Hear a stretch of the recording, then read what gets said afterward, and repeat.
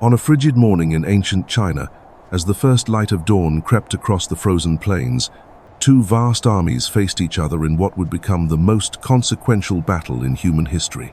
The date was January 20th, 1046 BC, and the fate of an entire civilization hung in the balance. On one side stood the mighty Shang Dynasty, rulers of the known world for over 6 centuries, their bronze weapons gleaming like stars against the pale sky. On the other side, a rebel force led by a young king who claimed the gods themselves had commanded him to overthrow the most powerful empire on earth.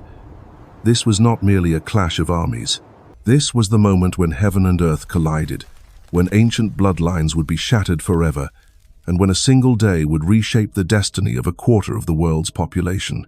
What unfolded at the Battle of Muye would echo through 3,000 years of history, establishing principles of governance that still influence nations today. The very concept of legitimate rule, the idea that power must be earned through virtue rather than birth, would be born in the blood and mud of this frozen battlefield. But how did it come to this? How did a vassal king with a fraction of his enemy's forces dare to challenge the most powerful dynasty the world had ever known? The answer lies in a story of corruption, betrayal, and divine mandate that reads like an ancient thriller. Every detail of this battle has been scrutinized by historians for millennia, and only recently have scientists been able to pinpoint the exact date using astronomical calculations that would have been impossible just decades ago. The year 1046 BC marked the end of an era that had dominated China since before the pyramids were built. The Shang Dynasty had ruled with an iron fist for over 600 years, their kings claiming divine authority through bloodline and their power enforced by the most advanced military technology of the age. Bronze weapons, horse-drawn chariots, and massive armies had made them seemingly invincible. Their capital at Yin was a marvel of the ancient world, filled with palaces that dazzled visitors and workshops that produced artifacts so beautiful they were considered gifts worthy of the gods. Yet beneath this glittering surface, the Shang Empire was rotting from within. King Dixin, known to history as King Zhou of Shang, had become the embodiment of everything wrong with absolute power. Ancient records describe a ruler so consumed by luxury and cruelty that his own people whispered prayers for his downfall. He built pools filled with wine where his courtiers would swim, while musicians played from floating platforms. He constructed towers of meat so high they scraped the clouds, all while his people starved in the streets below. But it was not merely excess that marked Dixin's reign. It was cruelty beyond imagination. He invented new forms of torture for his entertainment, forcing prisoners to walk across red-hot metal beams while he laughed at their screams. His consort, Daji, a woman whose beauty was matched only by her sadism, encouraged these atrocities and devised even more horrific punishments for those who displeased her. Together, they transformed the Shang court into a nightmare that shocked even the hardened nobles of the age. Far to the west, in the Wei River Valley, another power was quietly growing. The Zhou people had served as vassals to the Shang for generations, guarding the western frontier against barbarian raids while paying tribute to their overlords. Their leader, King Wen of Zhou, was everything that Dixin was not. Where the Shang king was cruel, Wen was just. Where Dixin was wasteful, Wen was prudent. Where the Shang court reveled in excess, the Zhou practiced restraint and virtue. King Wen's reputation for wisdom and fairness spread throughout the land like wildfire. Refugees from Shang oppression fled westward to his protection. Smaller kingdoms began to look to the Zhou for leadership rather than to their traditional Shang overlords. Even within the Shang heartland, whispers began perhaps to circulate that the mandate of heaven, the divine right to rule, had passed from the corrupt dynasty to their virtuous vassals. Dixin was not blind to this growing threat. As reports reached him of his vassals' increasing popularity, paranoia consumed him. In a moment that would prove fatal to his dynasty, he made the decision to arrest King Wen and drag him in chains to the Shang capital. For months, the Zhou leader languished in a Shang prison, while Dixin debated whether to execute him outright or devise some more elaborate punishment. The imprisonment of King Wen sent shockwaves throughout the land. Here was a man universally respected for his virtue, a leader who had never raised his hand against his overlord, now suffering in chains for the crime of being too beloved by his people. The Zhou nobles, led by Wen's brilliant strategist Jiang Ziya, worked frantically to secure their leader's release. They gathered tribute beyond imagination, rare treasures and beautiful women, anything that might appeal to Dixin's notorious appetites. Finally, after what seemed an eternity, King Wen was released. But the damage had been done. The arrest had been a public humiliation that could not be forgotten or forgiven. More importantly, it had revealed the true nature of Shang rule to anyone who still harbored illusions about their overlord's justice. As Wen returned to his Western kingdom, he carried with him not just the memory of his chains, but the certain knowledge that war was now inevitable. King Wen spent his remaining years preparing for the confrontation he knew must come. He strengthened alliances with neighboring kingdoms, many of whom had their own grievances against Shang rule.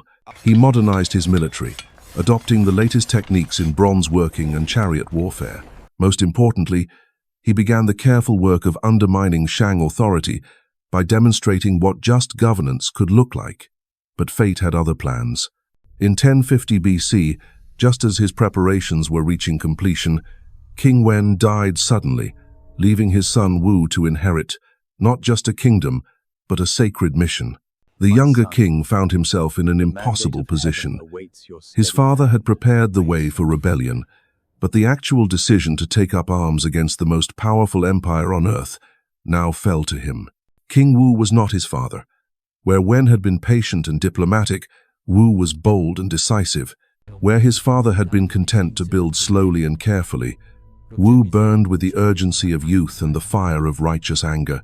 He had watched his father suffer in Shang chains, had seen the tears his mother shed during those dark months, and had witnessed firsthand the corruption that was devouring the kingdom from within. Yet even Wu hesitated. To rebel against one's overlord was not just treason, it was a violation of the most sacred bonds that held society together. The Shang had ruled for 6 centuries. Their kings traced their lineage back to the gods themselves. Who was he? A mere vassal, to challenge such ancient authority? The answer came from an unexpected source. Jiang Ziya, his father's trusted advisor, brought Wu a message that would change everything. The old strategist had been studying the heavens, watching the movement of stars and planets that the ancients believed reflected the will of the gods. What he had observed filled him with both awe and terror. The celestial signs were unmistakable. The mandate of heaven itself was shifting. The cosmic forces that had supported Shang rule for centuries were withdrawing their protection, seeking a new dynasty of their blessing worthy. But the signs also carried a warning. The window of opportunity was narrow, and if Wu did not act soon, the moment would pass, and the chance might not come again for generations. As 1047 BC turned to 1046, the young Zhou king made his decision. He would gather his allies, march east toward the Shang heartland, and stake everything on a single throw of the dice. The battle that would reshape the world was about to begin. The preparation for what would become the Battle of Muye began in earnest, as King Wu sent messengers galloping across the frozen landscape to every corner of his realm and beyond. The call went out to tribal chieftains, minor kings, and anyone who had suffered under Shang oppression. This was not merely a summons to war, but an invitation to witness the birth of a new age. The response was overwhelming. From the mountains came fierce warriors who had never bowed to Shang authority. From the southern rivers arrived boat people who had been forced to pay crushing tributes. From the eastern plains rode cavalry commanders whose families had been destroyed by Shang cruelty. By the winter of 1046 BC, an army unlike any the world had seen was gathering in the Zhou homeland. These were not professional soldiers bound by pay or fear, but men united by a common cause. They came carrying their own weapons, leading their own horses, bringing their own supplies. Rich and poor stood shoulder to shoulder, bound together by the shared conviction that the time had come to overthrow a dynasty that had lost its way. The army that assembled under King Wu's banner numbered roughly 50,000 men, but their true strength lay not in numbers, in their unshakable belief in their cause. These warriors had seen their villages burned, their families enslaved, their children taken as tribute. They had watched corrupt Shang officials grow fat while honest farmers starved. They had witnessed the spectacle of a king who treated human lives as toys for his amusement. As winter deepened, King Wu made a decision that stunned even his closest advisors. Rather than wait for spring when travel would be easier, he would march immediately. The harsh winter conditions that would normally make military campaigns impossible would serve as his allies. The Shang would never expect an attack in the depths of winter, and their scattered armies would be unable to concentrate quickly enough to mount an effective defense. The march east began on a bitter morning when the breath of men and horses formed clouds that hung in the still air like the ghosts of ancient warriors. The Zhou army moved in disciplined columns across terrain that would have challenged even experienced troops. Rivers had frozen solid, creating natural bridges that allowed rapid movement. Snow covered the landscape in a white shroud that muffled sound and concealed their approach from Shang scouts. King Wu himself rode at the head of the column, his breath visible in the frigid air as he urged his men forward through the endless white expanse. Behind him stretched a river of bronze and leather, spear points catching the weak winter sun like stars fallen to earth. The sight was both beautiful and terrible, a reminder that they were not just marching toward battle but toward destiny itself. Word of the Zhou advance reached the Shang capital with shocking speed. Messengers arrived at the palace gasping for breath, their faces white with cold and terror. The impossible had happened. The vassal king had dared to raise his hand against his overlord, and he was coming with an army that grew larger with each passing day as more rebels joined his cause. King Dixin received this news while lounging in his heated palace, surrounded by the luxury that had become his obsession. His first reaction was not fear but outrage. How dare this upstart challenge the divine authority of the Shang? Did he not understand that the gods themselves had blessed this dynasty for 6 centuries? The very idea of rebellion seemed so absurd that Dixin initially dismissed it as the ravings of frightened messengers. But as more reports poured in, each confirming the reality of the Zhou advance, even Dixin could no longer ignore the threat. His eastern armies were scattered across distant campaigns, conquering new lands to feed his appetite for tribute and slaves. The troops immediately available to defend the capital numbered in the hundreds of thousands, but they were spread across a vast territory and would need time to concentrate. In desperation, Dixin made a decision that would seal too quickly his fate. Unable to recall his regular armies, he ordered weapons distributed to the vast population of slaves and prisoners who worked in the capital region. These were men who had been torn from their homes, forced to labor in mines and workshops, treated worse than animals by their Shang masters. Now they were being handed bronze spears and told to die defending the very system that had destroyed their lives. The irony was lost on Dixin, but it was not lost on his intended soldiers. As weapons were distributed to men who had every reason to hate their overlords, whispers began to spread through the slave quarters.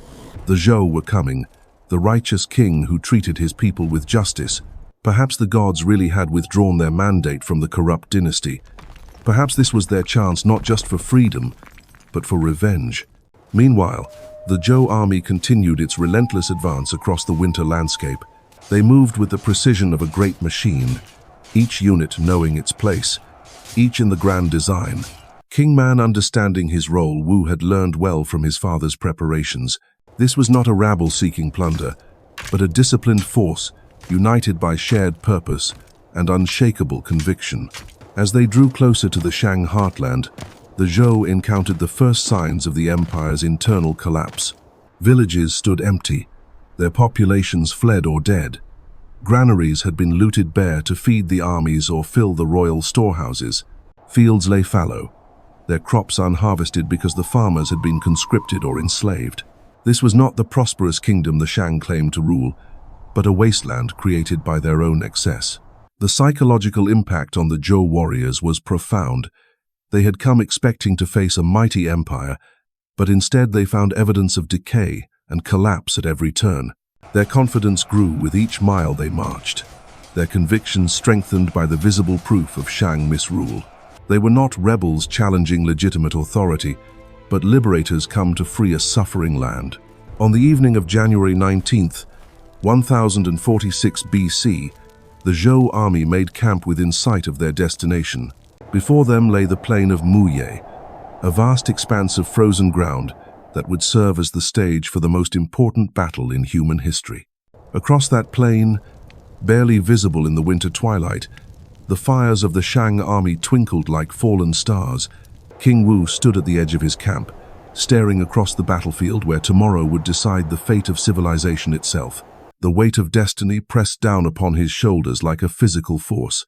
Everything his father had worked for, everything his people had suffered, everything they hoped to achieve, would be decided in the coming dawn.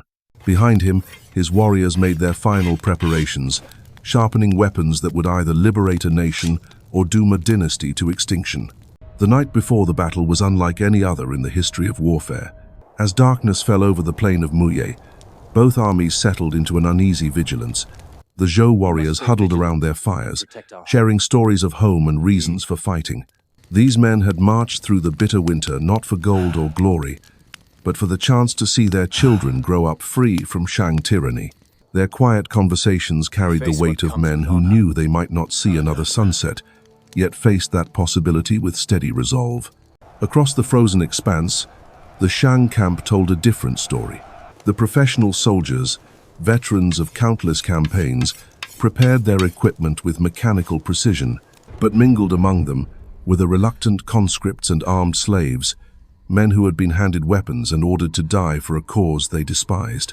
The tension in their ranks was palpable, like a bowstring stretched to its breaking point. King Wu spent the hours before dawn in prayer and contemplation. Ancient texts tell us he consulted the oracle bones, seeking final confirmation that heaven truly supported his cause. The signs were unmistakable. The planets had aligned in configurations not seen for generations. The winter itself seemed to bend to his will, and everywhere he looked, omens pointed toward victory. Yet the magnitude of what he was attempting still filled him with awe. Tomorrow, he would either emerge as the founder of a new dynasty or perish as a failed rebel. As the first pale light of January 20th began to creep across the horizon, both armies stirred into motion.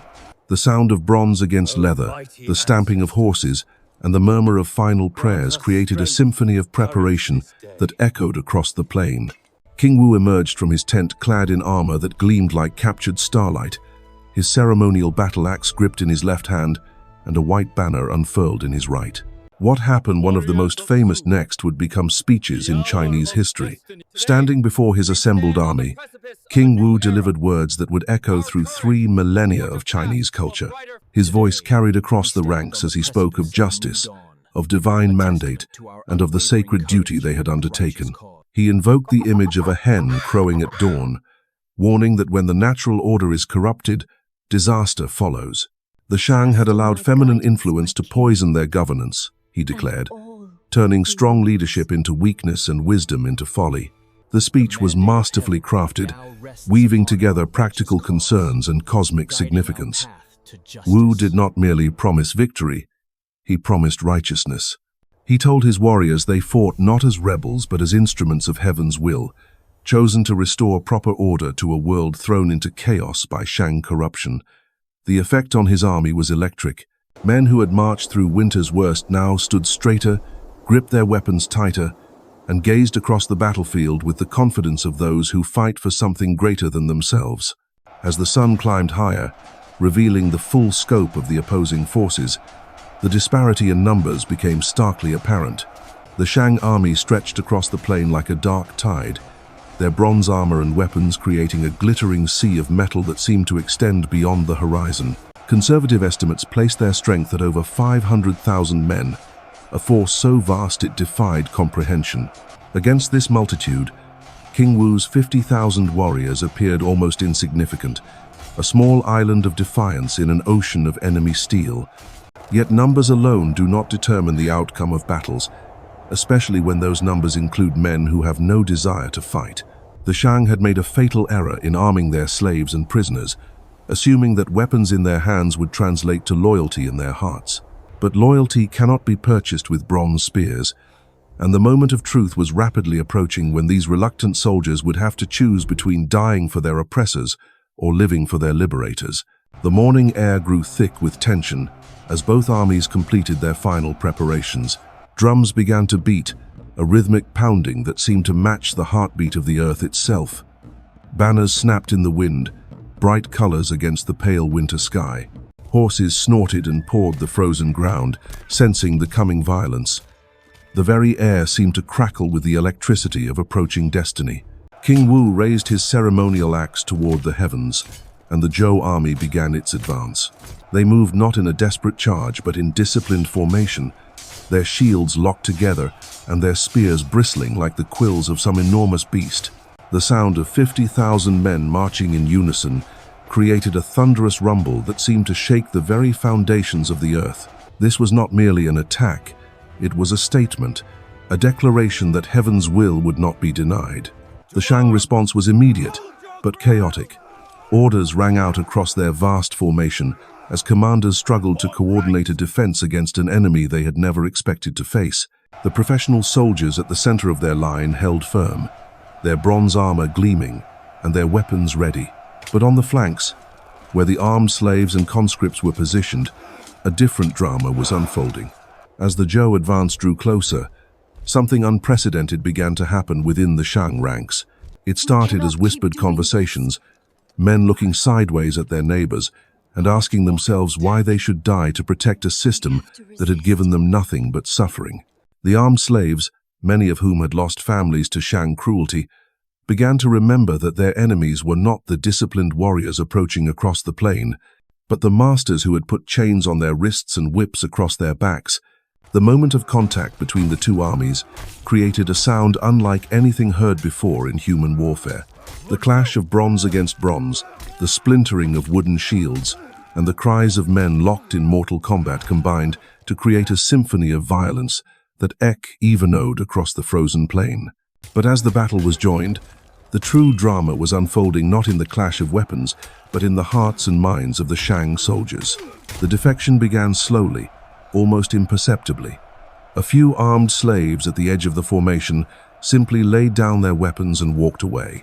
Then others followed, first in ones and twos, then in groups, and finally in massive waves. The sight of their supposed defenders abandoning the field had a devastating effect on Shang morale. Professional soldiers who had never known defeat suddenly found themselves fighting not just against the enemy in front of them, but against the collapse of their own ranks. King Wu, fighting in the thick of the melee, witnessed something that would become the stuff of legend.